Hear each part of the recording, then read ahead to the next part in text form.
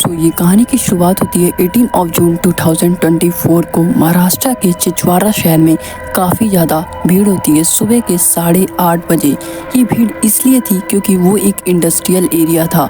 वहाँ पर लोग सुबह काम करने आते थे और शाम के जाते थे। लेकिन उसी वक्त कुछ ऐसा होता है जिसने सबको हिला के रख दिया था। उसी शहर में एक लड़की रहती है जिसका नाम था आरती। आरती रोज सुबह के समय उधर पर काम करने आती थी और रोज शाम के जाती थी। वो इसी तरह रोज काम पर जाती थी। लेकिन एक वक्त ऐसा आता है और कुछ ऐसा होता है आरती के साथ जो सबको हिला के रख दिया था। आरती जो आराम से काम करने के लिए जा रही होती है, लेकिन आरती को अंदाजा नहीं होता शायद कि उसके पीछे भी कोई आ रहा है। और एक लड़का जो कि आरती का काफ़ी टाइम से पीछा कर रहा था। आरती आगे आगे जा रही थी और वो लड़का पीछे पीछे आ रहा था।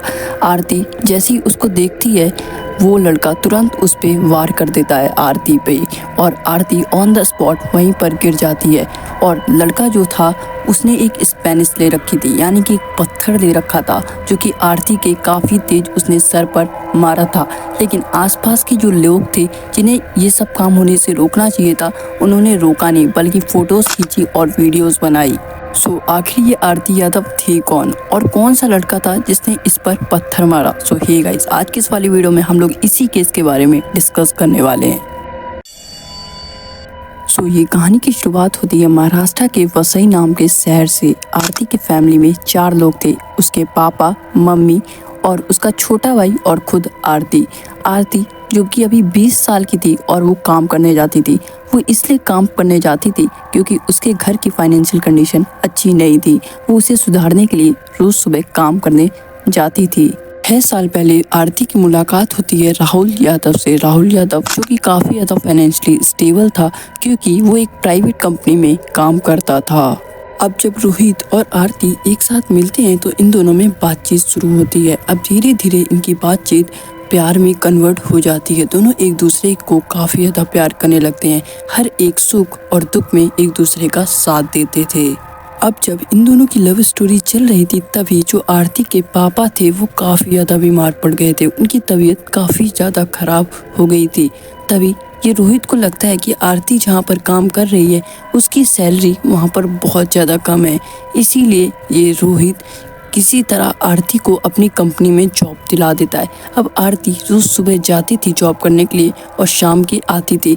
अब दोनों एक दूसरे से मिलते थे और बातें करते थे।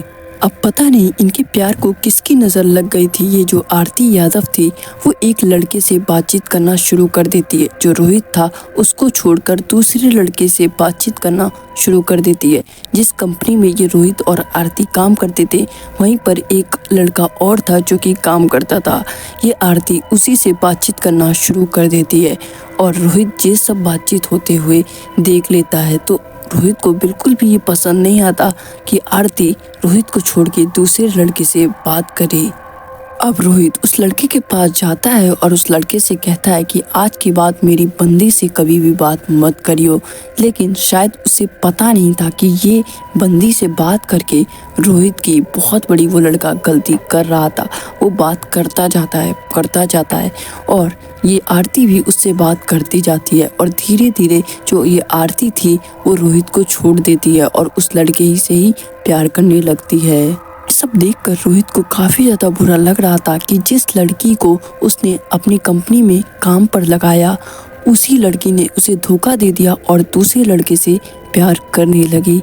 इसीलिए रोहित सुबह के 8:30 बजे जहाँ से ये आरती जाती थी वहीं पर इंतज़ार कर रहा होता है आरती का। और जैसे ही आरती वहाँ से निकलती है उस रोड से काम पर जाने के लिए, ये रोहित भी उसके पीछे पीछे जाता है एक स्पैनर लेके। स्पैनर वो चीज़ जिससे हम नल वगैरह खोलते हैं। और पीछे पीछे ये रोहित जाता है आरती के और स्पैनर से काफ़ी तेज उसके सर पर वार करता है। और तब तक वार ये करता है रोहित जब तक ये आरती दम नहीं तोड़ देती अपना। और जैसे ही दम तोड़ देती है वैसे ही ये रोहित कहता है कि तुमने मेरे साथ ऐसा क्यों किया, तुमने मेरे साथ ऐसा क्यों किया, ऐसा कहता है और स्पैनर को वहीं पर फेंक देता है और एक जीने पर आकर बैठ जाता है और आसपास के जो लोग थे वो वीडियोस बना रहे थे और फोटोज़ क्लिक कर रहे थे। सो इससे आप समझ सकते हो कि हमारे देश में ह्यूमैनिटी की कितनी ज़्यादा कमी है, इंसानियत की कितनी ज़्यादा कमी है। क्या उस लड़की को लोग आकर बचा नहीं सकते थे, लेकिन उनको ये डर सता रहा था कहीं ये लड़का गुस्से में है और हमें कुछ ना कर दे।